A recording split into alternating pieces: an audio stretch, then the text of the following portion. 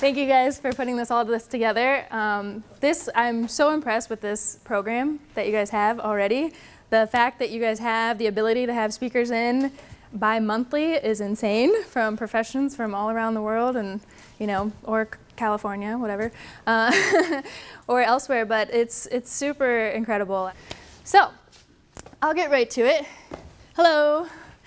My name is Monica, as you guys already know. I like flowers, so I thought, it's always nice to bring a gift to everybody. I didn't think the fresh ones would make it in the airplane, so I just went ahead with the picture. And normally this is also where I'd give a little bit of my background, where I went to school, what jobs I've had, yada, yada, yada, how I got here. But I figure I'm just gonna get right into it, okay? All right, you guys will figure it out. Okay, so what I'm here to talk about is AI. Does anybody know what AI is? Adobe Illustrator. Awesome. What else? Not quite that one, but I love the passion for that. Yeah? Artificial intelligence. Artificial intelligence. Okay. All right. These are also great examples.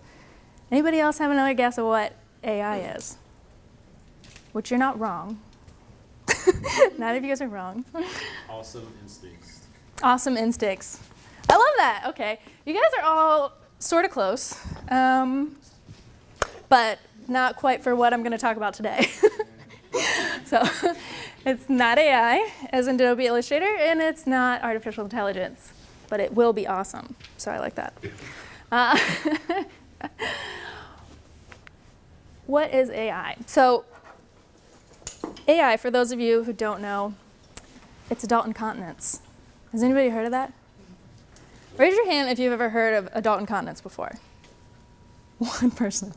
Sweet. Okay, that makes my next line of questioning really short, because my next question was going to be, can you describe what AI is? I was going to say, because the third question there was going to be, does anybody know anybody that's personally affected by adult incontinence? You. So you know somebody that's been affected, but you didn't know what it was? I didn't know what it was. Okay, that's cool. Well, that's okay. We're all going to learn about it together. So adult incontinence is really the loss of bladder control. And this is one thing that if you would have told me when I was in school that I would be up here today giving a speech about what AI is and how design is involved in that, I would have been like, what are you talking about? Turns out there's a lot more to it. And it's been something that has really kind of pushed me and grown me as a person, as a designer, and it's just incredible. You'll see. So the other reason that you might not know about it is that people don't talk about it. It's not something people really want to bring up. People don't talk about it, but it is incredibly common. So they say the stats right now are 1 in 3 women over the age of 18 experience adult incontinence. I know, who's over 18? That's a lot of people. And when you multiply that times all the people in the world, it's a huge number. Again, it's one of those topics that just don't get talked about because, for why? I mean, it's taboo. Have you guys experienced other taboos in your design fields at all? Everyone's too scared to raise their hand. It's taboo. I know you guys don't want to talk about it if it is. So within my field and my career, I've worked in quite a lot of them. So I've worked in it, and a lot of them resort to the female category, personal hygiene.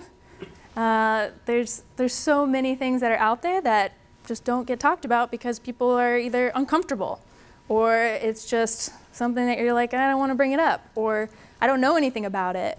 Or maybe you feel shame about it, but I'm sure everyone in this room has felt at some point something that they really didn't want to talk about. And so the real definition of taboo is really, prescribed as a society as improper or unacceptable. It's prohibited or excluded from the use of a certain practice or process or anything. The prohibition or interdiction of anything exclusive from the use of practice, and to put under a taboo would be to prohibit it altogether, to ostracize a person or a group.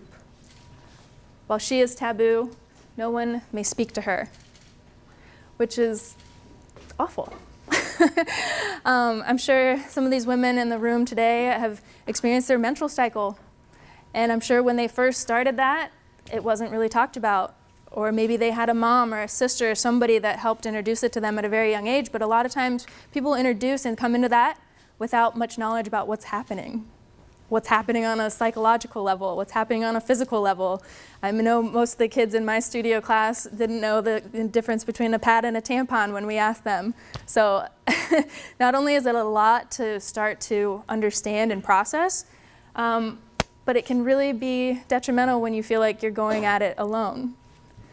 So the real way to get rid of a taboo is to be able to talk about it. And so that's why I've been brought in here today, to really kind of shed some light on a few of the topics that don't really get spoken about, but are real problems. And if nobody knows that it's a problem or that it exists, how are we ever going to solve for it? So we weren't put on this planet alone. I like emojis. You'll see a lot of them. And the fact that we weren't put on this planet alone, that kind of goes down to my core being of knowing that there's kind of a purpose for us all to be here. Like, literally, we're on this huge planet, and we're never like an individual element. Even though we feel alone, we're not alone.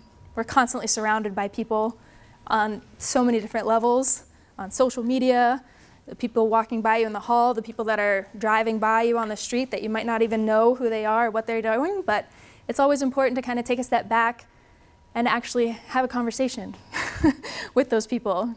You know, I don't know if you guys take Uber or Lyft at all. How many people actually talk to their Uber or Lyft drivers?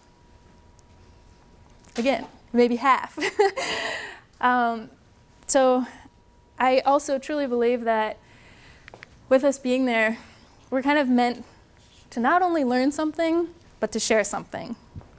So as designers, we understand that there are problems that need to be solved for. A lot of those problems aren't our own. And outside of design in general, we are people, and we have problems, and we have things that we've gone through.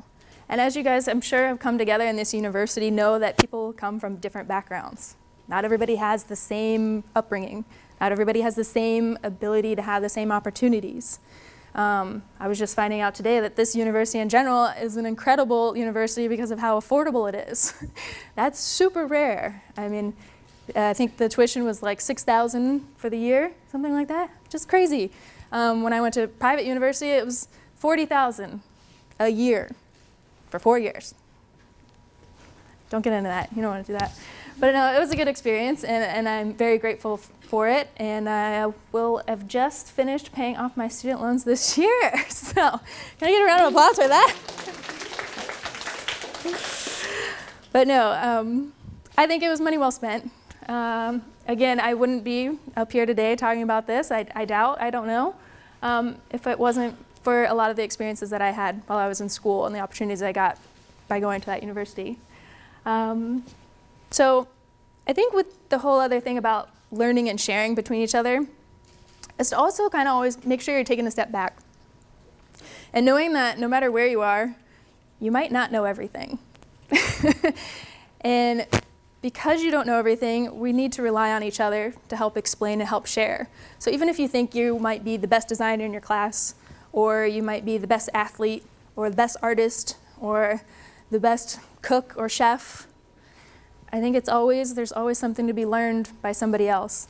Even if that person has never cooked a day in their life, that person still has value to give to you as a chef, because their experience is going to be different than what you came out and all the things that you have. So it's always important, no matter who it is or where you go, how high up in the chain that you get and whatever jobs that you go to, just know that there's still something that can be learned and admired by the interns, and value their input because they're coming out of it fresh and different than anybody else. And you guys, as you're starting your careers, don't be afraid to kind of voice those opinions and those perspectives, because they're going to be different than the people that have been in the career for 5 or 10 years. And it's kind of intimidating at times to go into a new meeting or meet up with people and, just really think like, ooh, should I really say that idea? Because I don't know. I mean, there's like a VP in here, and there's, the clients in here, and it's just like, I don't know, I don't want to say it. So you write it down in your little notebook, and you hope nobody asks you about it. But again, the true important factor about all of that is that it's okay to voice those opinions, voice those perspectives, because we all have something to learn from each other. So stay humble. Okay, sorry I got a little bit off topic there, but that's why I put this slide in here to bring me back to what I was talking about. But the technical side of things. So back to adult incontinence. Again, a topic that just rolls off my tongue because I've been working in it for quite some time now. Adult urinary incontinence. There are 4 common ways that this kind of happens to people. Again, 1 in 3 people over the age of 18. The number is still crazy to me. Stress incontinence. This is going to be the most text you see on any of my slides, so bear with me. But stress incontinence is probably the most common one. It occurs, when urine leaks and there's pressure put on the bladder. It might happen, you might know your mom or a friend or an older whoever caretaker that might sneeze once or cough twice or laugh too hard and be like, okay, I gotta go. Because, something happened, you might not know what, but they're dealing with something that, they don't feel comfortable sharing. So it's really important to understand that it's just as much of a human bodily thing that happens and nothing to be ashamed of. But it's just as common as the menstrual cycle. But again, those are topics that a lot of people feel uncomfortable with or just don't know or don't have the knowledge to make it a comfortable conversation. So again, it goes back to that sharing and communicating with people about what people are going through, because you'll start to realize and uncover, I'm sure, throughout your lives of sharing a story of something that might have been really terrible for you, and I'm sure that person usually doesn't just stand there and be like, oh, sorry, I haven't had anything uncomfortable in my life happen to me, so I can't relate to you at all. So again, it just goes back to opening up to people, letting ourselves be human, and having that sense of communication, because again, that's why we have language, and even in our case, we have pictures. Who likes pictures over words? Yeah, I do. Picture books. This is already a lot of reading for me.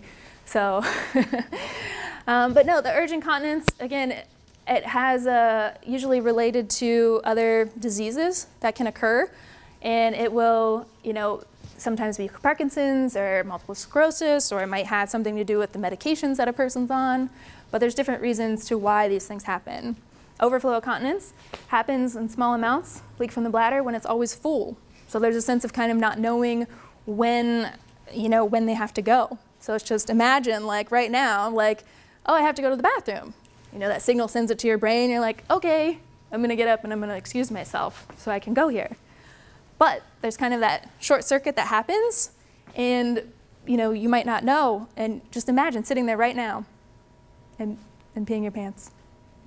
How embarrassing would that be? Would you not feel a sense of am I allowed to swear here? Yeah. Yeah, okay. Oh shit, what just happened? I can't even get up out of my seat right now. I'm just now I'm just gonna sit here in my own stuff until everybody runs away, and then I'm gonna figure out a way to tie something around me and make my way to the exit. Yeah. So I don't know, that's probably what I would do. I don't know what you guys would do. Maybe make a scene, or maybe you does anyone know Billy Madison? It's probably a way too old a reference, but you're laughing, so maybe you know it. But Billy Madison was a, Adam Sandler movie, really funny guy, and, he said, you're not cool until you pee your pants. So his friend, he was in, younger school, right? His friend, because Billy Madison was an older character, went back to school at his late 20s and is surrounded next to 4th graders. One of his 4th grade friends pees himself. And so Billy Madison takes a water bottle and pours it on himself and walks around you're not cool until you pee your pants. So again, he was having a sense of empathy and trying to switch that conversation into something that could be a positive. So again, a little bit of background for what adult incontinence is. And hopefully now you guys are starting to understand maybe some of these different connotations that happen with it. And there's also quite the gamut of how it happens. So again, it can be a little bit, or it can be up to a complete bladder loss, which is the size of an entire can of Coke or soda or pop. I don't know, soda pop, whatever you guys call it here. Soda, pop. Okay, cool. But that's a lot of fluid. Does anyone have like a beverage here? A Coke, a soda can? No one? Probably aren't allowed to have liquids. That's cool. Hold up that water bottle. Yeah. I was like, so as much as I want to, thank you, as much as I want to open this and just dump it all out right here on this floor, I won't do that because I respect the space. It's a lot of liquid. It's a lot to come out of a person all at once without having any ability to control it. So, thank you. And so again, going back to design, like how do you design for that? Like that's a lot to handle. So how that kind of ties back into like products on the market and product design in general is understanding like that's a product. It might not be a traditional sense of product that most people think about when they think about product design. I know you probably think about your iPhone or some cool new Bluetooth speaker, or what did I just see on the way here? We talked about elevating, levitating magnetic forces for transportation for, airport stuff. But everything around us is a product, and it's the things that we don't talk about that are probably some of the worst designed products out there. And I'm sure a lot of these women can relate to just even the menstrual category. Like, there's been so little innovation. I think they're just now starting to kind of revisit the idea of a menstrual cup, which has actually been around since like the 20s. So that was an idea, it didn't do well then, and now they're trying to bring it back for different reasons. But again, what's on the market, what was on the market when I started this project, which was about 5 years ago, that's pretty much it. And I don't even need to bring up any pictures because they're not any better than this icon. But it looked like a diaper. It looked like, if anybody raise their hands again of changing a diaper? The toddlers, not like an adult's. Yeah, so you guys know, like, it's functional to an extent, but it's very bulky. What was your experience changing a diaper? Did you? It wasn't on a toddler, it was on my grandfather. But okay. And how was that experience, if you don't mind? I mean, it wasn't pleasant, I guess. Not pleasant. You're right. It's something you have to do. Something you have to do. Yeah.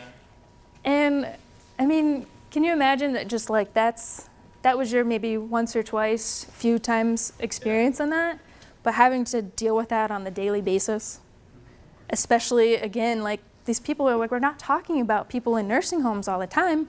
We're talking about people in their 20s, in their 30s, like that this can happen to. And it's like, do you want to be walking around with like a giant diaper? I don't think so. And I mean, even in the menstrual category, again, going back to that, pads and liners, like those already feel too bulky. So what? Making that jump to a full-on pant product to be able to deal with that, to compensate for those behaviors when you're gonna have something happen to you when you don't know when it's gonna happen, like, man, insult to injury, am I right? Okay. So, you might ask too, like, what's wrong with that? Hopefully not at this point, but the problem is that is a product. Like the products that were on the market, that have been on the market, are literally like adult diapers. That's how they're referred to. That's even how they're displayed on the package when you go to shelf. They're usually all white. They are very thick and very not easy to use because it's as if no one designed it in a way that was thoughtful or had any insight beyond, okay, well, diapers for babies, those hold poop and pee, so why don't we just make it bigger and put it on a person that's an older adult? Seems to be right? Like, it functions. it holds things in to an extent. How many of you guys have heard the form follows function? Yeah, I'd be worried if you guys hadn't heard that one before. But I kind of really like to push that a little bit further because function truly doesn't include emotion.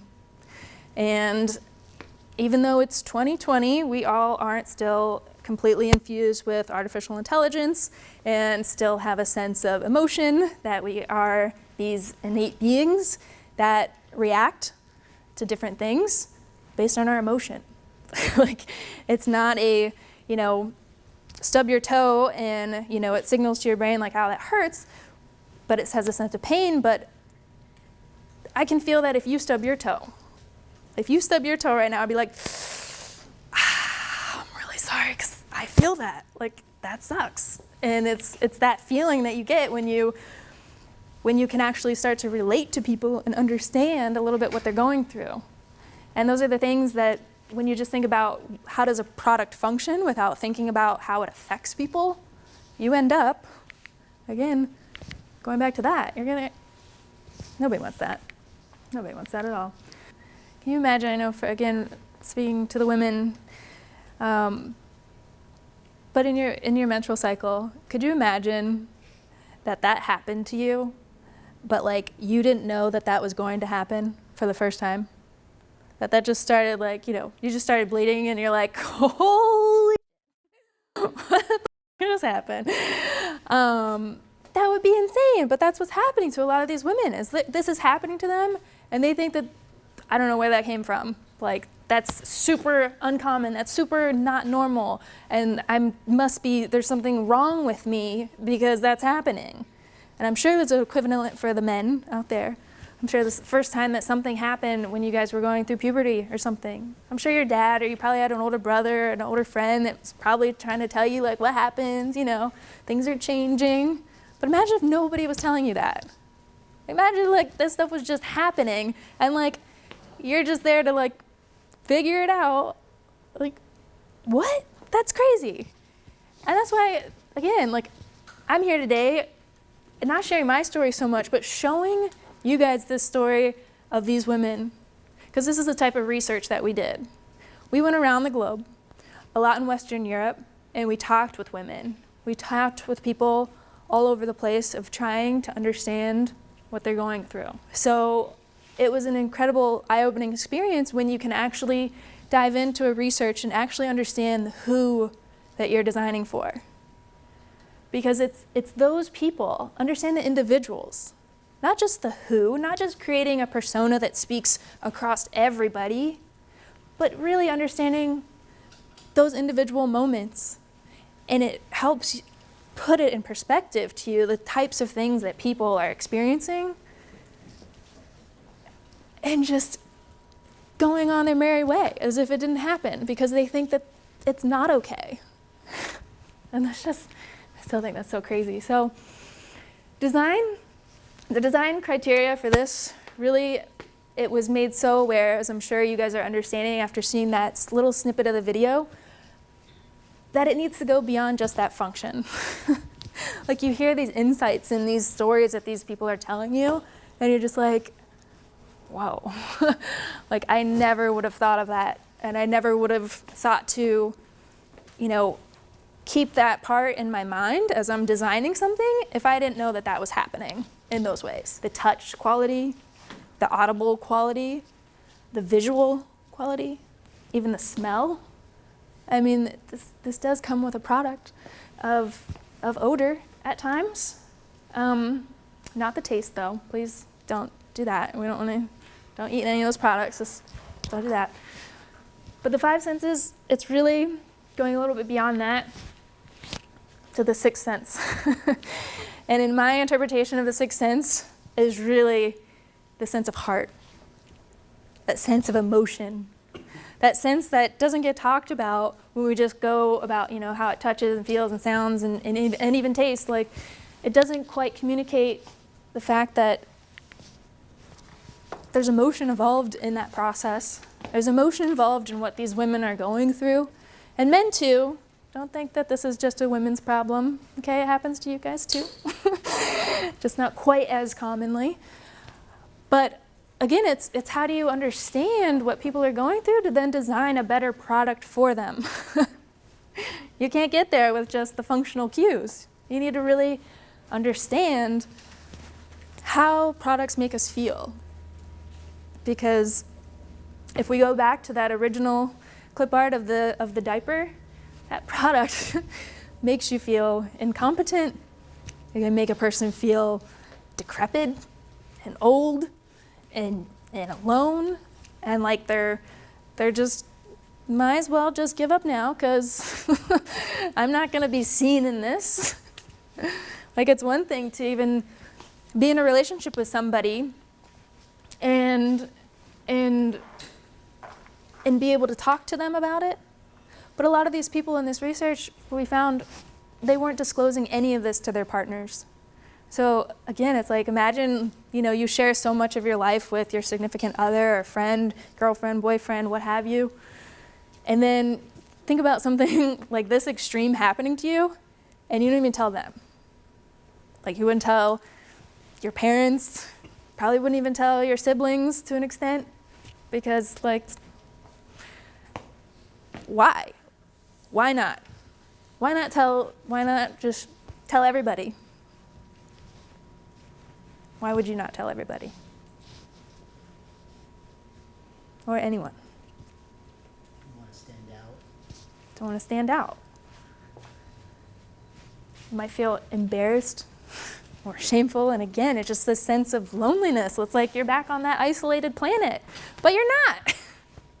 There's a ton of people here, and again, the more we talk about these things, the more we understand that we have these like-minded things that happen, and they might not be the same thing, but it's still something to help us relate and learn from each other on how to then maybe prevent it or understand it in a better sense of everything.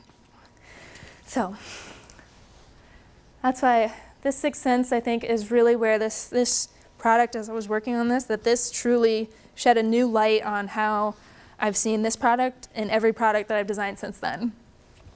So hopefully, maybe that'll affect you guys a little bit. But, okay, so we just went through consumer research a little bit. We had a high-level understanding of what people are going through when they experience adult incontinence. And what the brand, I was working with the brand Always. I'm sure you guys may have heard of that. I'm sure a lot of, probably the ladies have a little bit more. But with Always, they had only done menstrual products before. And for them to understand this market was completely new for them. They had never done anything beyond, tampons or pads or anything like that. But it was a whole new stage gate, a whole new different life change for the people that had been using their products. But then it's like they left them. It's like, you've graduated out of this. There's nothing else left for you. So bye, Felicia. Okay. So it was incredible to work with this team, but it definitely presented a lot of challenges, which we'll get to. But again, going through some of those things, when we go back to the product, again, they didn't quite have all of the stuff figured out from a manufacturing standpoint yet. So it was actually kind of a crucial, important step that we got to intercept at this point and help influence how the manufacturing would actually work. Because again, creating new line extensions for corporations is like a big deal. And it costs a lot of money and a lot of investment for them to create new machinery within their lines. And when certain companies have existing equipment and machines that they use to create, hundreds of thousands of products a second. Yeah? Yeah, out of your head. Great. And you probably create some persona boards. Yeah? And your research probably looks something like, I don't know, maybe you say you're designing a, let's say, lunchbox for a toddler, and his name is Timmy. So you put little Timmy on a board, and you pick out some toys that you think Timmy might like, and you're like, okay, and Timmy, maybe you talk to Timmy's mom and find out he likes Play-Doh, so you put an image of Play-Doh on there, and you're like, okay, yeah, and maybe you start to understand, like, he's starting to be more mobile, and has better use of his hands and tactility. So you understand maybe a little bit about the development that they're going through at that point in time. And then you put it on a board and you're like, okay, great, here, check it out. Persona done, like nailed it. And you're like, okay, great, this is so good. But did anyone talk to Timmy? Talk to people like Timmy before they just made Timmy's board? I mean, you can't always just create an image of what you think people are without actually, again, going back to that communication and first person talking with people. Like, you gotta talk to them. You have to understand them. And so, again, with research in general, it's not just one type of thing. It's not like you just send out a survey to, like, you know, your whole class and are like, okay, you know, what's your favorite color? What's your favorite food? Like, and be like, okay, yeah, I did this study, I did research, you know, I got back like 50 responses. Turns out people love blue. But it's like, what?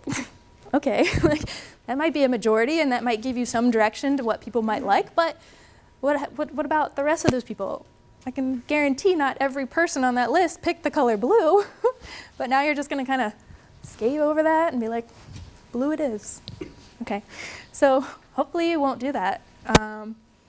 And then understand that surveys aren't just the only type of research. There's quantitative research and there's qualitative research. And you need both. Are those terms that you guys are familiar with a little bit?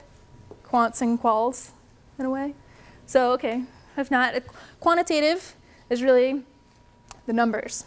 So it's like, okay, we need to understand how many people in the world really like the color blue. And, you know, you'll blast that out to 2,000 people that are maybe in line with who you think your consumer market is at that point. But then, I mean, that gives you one point of that input, but the other point is really the qualitative research.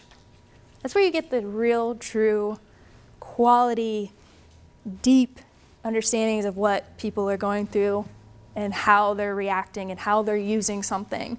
Because if you just rely on quantitative data and you say, okay, you know, I'm gonna design 3 concepts and put it on blast and see which one comes back as the highest riser, I think there's gonna be a lot of things that you might miss throughout that whole process. So it's important to understand both of those, and they both have value. So, because again, we're all people. We all think a little bit differently, and most importantly, we all have different needs. So going back to the tactility of this product, we knew that this was going to be a pant, so we call that a pant. It's the diaper form, but it's more like underwear is what we're really trying to go after. So the tactility of how that material felt was really important. And it was really challenging because we were using nonwovens. Does anyone know nonwovens in the soft goods world? Nobody knows nonwovens. Okay, that's cool. Learning moment. So nonwovens are a synthetic material. They're basically made up of fibers that are laid down. So in soft goods, there's 2 main kind of categories. It's either a woven or a non-woven. And anything on a woven kind of platform is going to be threads combined together within like a loom. Think of it like anything that's here. But synthetic fibers are considered non-wovens, and even some spandex or other things that you've seen, a lot of lycras are infused with, you know, basically a plastic material to some extent to allow those properties to stretch and go beyond what a woven textile would do. So a lot of underwear is made of real stretchable material, wovens or combinations of lycras to be able to flex and move and contour with you. We weren't using those. We were using non-wovens, which is a very stiff material. That's how it comes off the line. It's, you know, again, it's made of plastic fibers being laid down, and that's what comes off the belt. Other examples I'm sure you guys have seen of non-wovens would be like, you know, the cheaper reusable totes, super light, you might get it at a show or something, like that's a non-woven. Landscaping material, stuff that they put underneath when they're putting down new landscaping, like it's a flat, think of it as like a cheap papery-like material. And so that was our material that we were being tasked to now create something amazing out of, because you heard those stories. You can't deliver anything but excellence for that. I mean, so it became really important, again, like I said, to understand the materials from a manufacturing standpoint, as well as how a person would respond to those. So we worked a lot with trying to figure out the right amount of stretch, the right amount of contour, the right amount of fit on the body. Understanding, again, this product has to be more than just be like underwear. It has to be able to hold an entire can of Coke at one immediate time. All of a sudden, like, that's crazy. Crazy. So again, going beyond the functionality of it, yes, it has to fit and stay on, but it also has to perform and look like something that they might not be embarrassed to be seen. I remember one of the research, the woman broke my heart. Imagine she was staying with her grandson in her daughter's house, and she went into the bathroom, and she was just, using the bathroom as she normally would, and the little, well, Timmy's making a reappearance. Timmy ran back into the room while she was using the bathroom and said, "Grandma, why are you wearing a diaper?" And it's just like,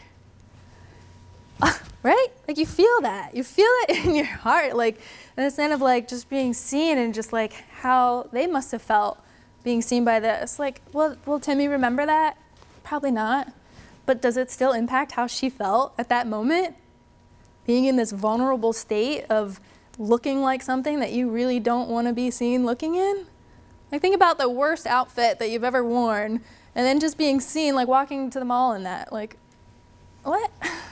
Doesn't even compare, right? But it's still just a little bit. So we worked really, really hard and did a lot of extensive kind of prototyping and working with the people at the line and the equipment and making sure that the fiber laydown was just right. And we looked at different ways of how to affect it post-processing to be able to get it to manipulate and move how we wanted it to. We put it under different elasticities so it could actually begin to stretch. And I mean, the appearance really played a lot into it too. And the next big thing we had to solve for was this sense of sound. So you might be like, oh, okay, how's that sound? Like, what does that mean for this product? But what this meant for this product, again, another woman that talked about her experience. She was out at the mall, and this happened to her, so she immediately had to change her current product. Again, current product had these big, Velcro fasteners on the side, and having to be able to get in and out of that in a public stall, you have to completely, basically disrobe from the bottom down and to be able to then take this off, switch it, and then try to put a new one on. Now again, like females, you're probably familiar with like opening like a pad wrapper. Like it's one quick thing, you can like, cover it up and maybe flush a toilet while you're doing it if it's that big a deal. But again, that sound is totally different, and it means a lot more to her and to the people that she's might be around, not even knowing who those people are at public space. Like, you're always in a sense of just this vulnerable position, and again, that's something that you would not know if you didn't actually understand the context for why this product needs to act a certain way. So understanding the who, again, these people, these individuals, it's so important to really do your research and just understand who and what you're designing for. So again, opening and ripping and sounding, and then just, most stalls too, they come up quite a ways from the bottom, and so it's like you can even see what's happening. Would you ever want anyone to see that was happening? I don't. So again, just the sound of the materials and how they're moving against each other and against that was an incredible thing that we were trying to solve for. And again, back to discretion, this one's pretty self-explanatory, but again, if this happened to you, if you're just sitting there right now and you peed your pants, do you think that maybe the people sitting next to you might notice? That would be awful, right? So this is where we collaborated with the technologists and the scientists and the chemists of the team And they had their whole industry, and they were using their knowledge, from different surrounding technologies like Febreze. You guys know Febreze? Also another product brand owned by P&G. And they have these different innovations within these smaller spaces that allowed us to kind of infuse those into this to create an experience where even if that happened, nobody would know, which is crazy. So again, beyond that functional, it doesn't need to really functionally control or mask that odor, but we worked a lot with understanding yeah, it actually does. And just because that's an emotional state and it's harder to quantify, doesn't mean that it's invalid. It just means we have to work harder to understand those things. So, of course, the one thing that we as designers know is very important became, again, exponentially important when we talked about what the overall aesthetic looked like for this. It needed to be beautiful. And not just because, some people like pink or some people like blue or some people like whatever, but it was about really understanding what it needs to look like. And it was at that moment that we realized we didn't want to just design something that was super flashy or call attention to it in some ways, but discretion was a huge factor in this. And it wasn't that it needed to be hidden, but it needed to be more in line and familiar to what she's used to. So in this context, underwear. That's her daily habit. You put on your underwear. Guys, I'm sure you probably have your favorite pair of boxers or briefs or combo boxer briefs, however they are. There's so many different cuts and styles now. Hard to keep up. But with women, it's your underwear. It's we often heard in there, it's the first thing you put on because it kind of inspires you to be who you want to be, even if nobody else sees it for that day. Even if nobody else sees it, it's for you. And there's little things that we all do. We might put our favorite hat on or our favorite pair of socks. I know I do. These socks are dope. Check them out. Can you see them? Look at these. Can you see them? Anybody see those? Okay. They have my dogs on them. My little brother got those for me for Christmas. I like dogs. And I like my dogs. So, again, it's those little attention to detail and understanding why people have emotional connections to things. It's really important. So we wanted to really just create a product that looked and felt like her favorite pair of underwear. And that was a challenge because not only were the needs now, it needed to functionally absorb a Coke can's worth of fluid at one time. It needed to be super convenient in terms of if you needed to change in a public space or be on the go, or if this happens to you while you're not in the privacy of your own home. It needs to feel like fabric and sound like nothing. It needed to run on complex machinery. And it needed to fit a variety of different size and shaped women all around. All while looking like their favorite pair of underwear. So, design criteria, no pressure. Okay, I'm sure you guys have had it has to be under a $10 range and it has to be, able to be manufactured somewhere and, little things. But in the real world, there are a lot of things that you have to design for, and it's beyond just what the aesthetic looks like. And if you guys have kind of a start of understanding what those adjacent things are and how it really plays into this bigger picture of what the problem you're solving for are, you guys are going to be freaking rock stars. So, good luck. But it needed to be all that, going back to the original thing, because we weren't just designing something that needed to hold fluid. Okay? My beautiful icon there, it's a bucket. A bucket can do that. A bucket can hold fluid. Do you want to walk around sitting on a bucket all day? No. Right? Why would we? No. So we were designing to restore her confidence, okay? Give her back her confidence and give her back her life. That was our design criteria. And that is what success looked like for us in our minds. Because it wasn't just to create, a Me Too product on shelf or create something else that, could be found on knotcot or Lamouche, one of those cool trendy design sites. Like we weren't designing for that, but we were really designing for these people that gave us the inspiration to push ourselves past what the current product offerings really were. So, and that's truly what gave me such an impactful voice to then try and start to change and influence the industry norms again and again and again and again, because we'd be in meeting rooms with all of these different people who are brilliant in their different background. So again, working with technologists, working with research and design, working with people from marketing, and all of these people are trying to input and tell you that no, you can't change the fabric. You can't change the material. Like you can't make it underwear like. We don't have the ability to do that. And it's just like, this is in my head, okay? This is me hearing the thoughts and the stories of what these people went through.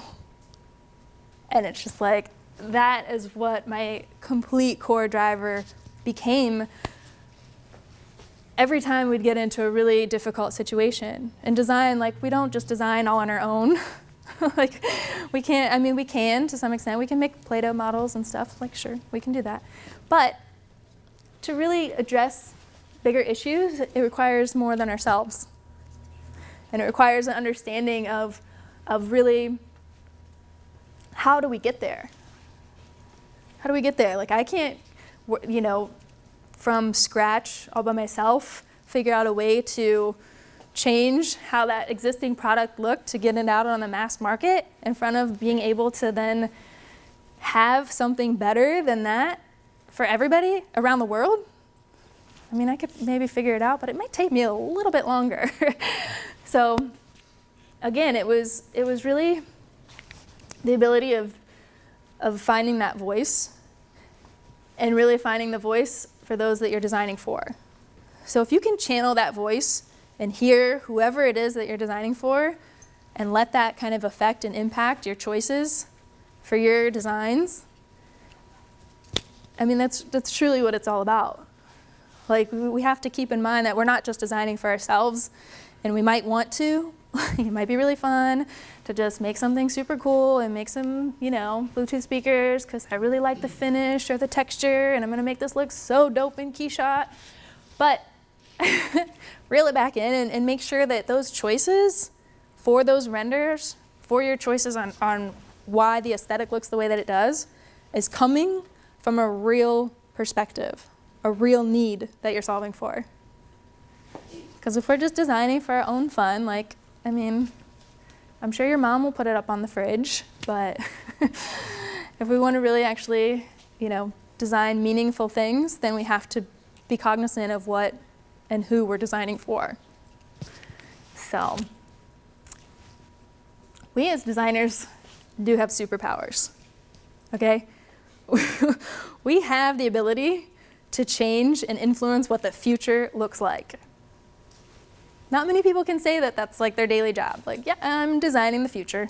So, but with that, we have to really take responsibility for what we're doing and know that we have a responsibility to use those powers for good and not for bad, because we have to consider a lot more than what our own passion and our own aesthetic is and everything. And we have to really take that seriously, because you guys are all the future for what is going to be filling the rest of this planet, and hopefully not the oceans with ocean plastics and things like that. But we have to be cognizant that there's other factors that are in play here, and it's not just designing it because we want to or because we like it. So, who wants to take an oath? Yeah? Yeah? Okay. If you guys agree, you can raise your hand, okay? And take this oath to use our powers for good, okay? Because we're all incredibly powerful creatures here, and we have the ability to use our powers for good. So, I hope that you guys will Yep, keep them up, come on. That's like 2 seconds. Use our hearts and our minds to give a voice to the voiceless and design meaningful solutions for the real needs at hand. Not just for people, but also for the entirety of the planet. Yes? Great, I'm holding you all to it. It was all caught on camera. So I'm coming back to you in a few years to make sure that you're holding true to this, because it's an important one. And I take that for myself very seriously when I design and who I'm designing for now. And I wish somebody would have been telling me that there's so much more to design when I was in your shoes than there. So, is this like still in development? Are you gonna can we like see this or Great question. Well, it didn't fit my icon, aesthetic that I had going, so no, I do have pictures of it, but it is a real product, and we started working on it in about 2012 or 13 and launched it in Western Europe in 2015 and US in 2016. So the product that I helped bring to life is the Always Discreet Boutique. And so they have currently kind of 2 products on the market. I'll show you some pictures of them too, but the product, it was actually a really great part to see it actually launch. I worked in other companies before, and the life cycle of when you develop something to when it actually hits the market is like 3 months. So to have something take multiple years to actually develop and do, felt like it took a lot longer than it should have, but it is on the market, and they're actually going to be now a second round of that work launching probably the next year or so, off the record. But yeah, I will get to some of the pictures and show you guys what that product was.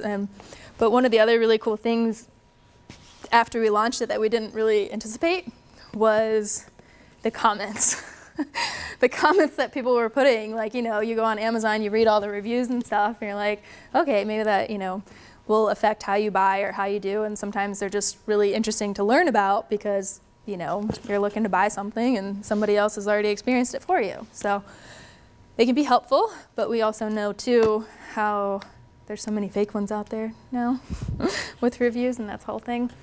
But when we launched this on Always Discreet's website, we actually had people trying out the product, and we had sent it to select smaller groups to see how they would experience it, even before it actually launched to the full market.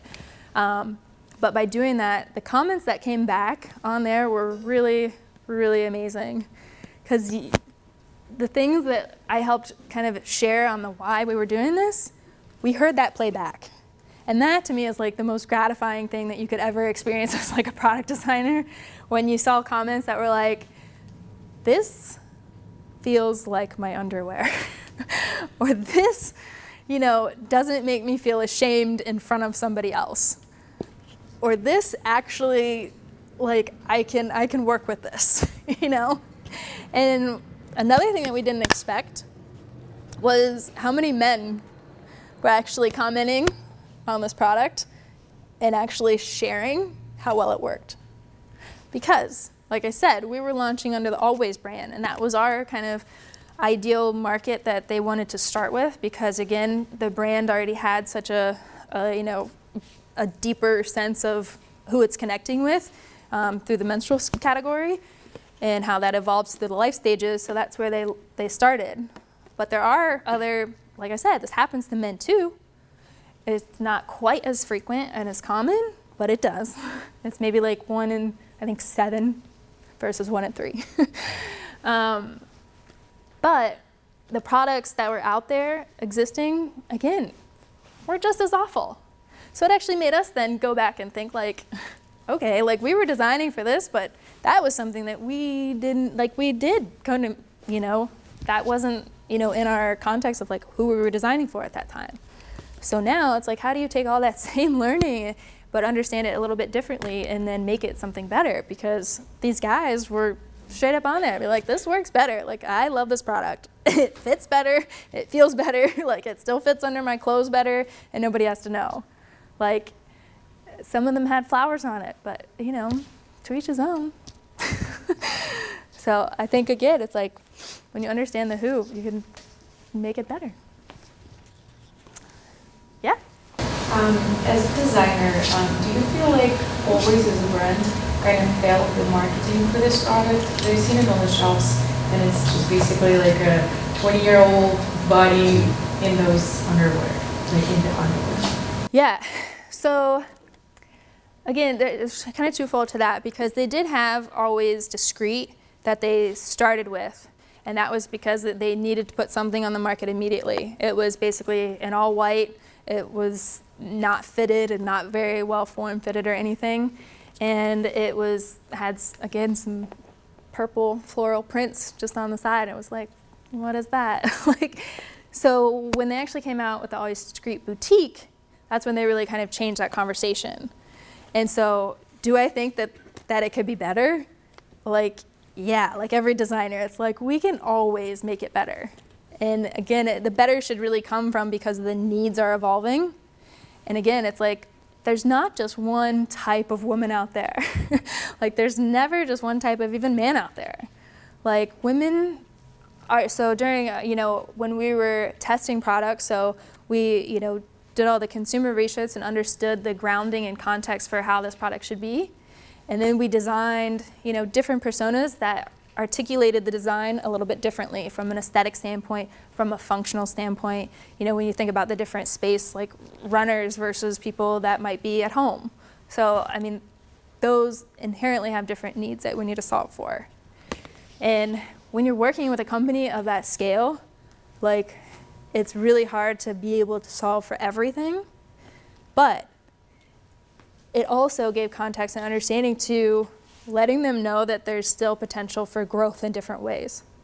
So they can come out with, this lineup that maybe wasn't the direction that we started with, but they could launch that, in a few years. Or they could continue to build on these insights and learnings and be able to expand. And it's just like, I know there's prototypes that I worked on. I was like, that's way better, but again, the technology wasn't caught up with the time of them being able to actually create a product.